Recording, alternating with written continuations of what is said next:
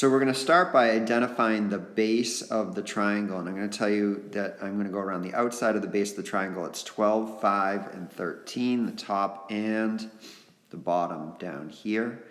And we use the perimeter of the base to find these other faces. So we've got a face back here on the back. We've got a face down here, and then we've got one on the front right here.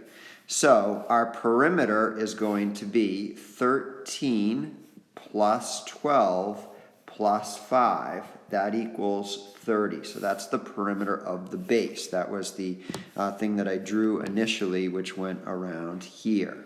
You're going to multiply that by the height to be able to find all of the red faces. 30 times 8 is 240.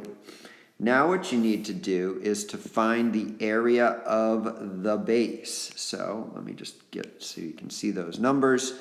The area of the base is going to be the base of the triangle, which is 12, that's this, times the height of the triangle, which is 5. So 12 times 5 divided by 2, or 60 divided by 2, which is 30. But we have two bases. One of them here is 30, and then we have another one that's on the bottom. And let me just show you that. That is also 30. So we do 30 times 2, which equals 60.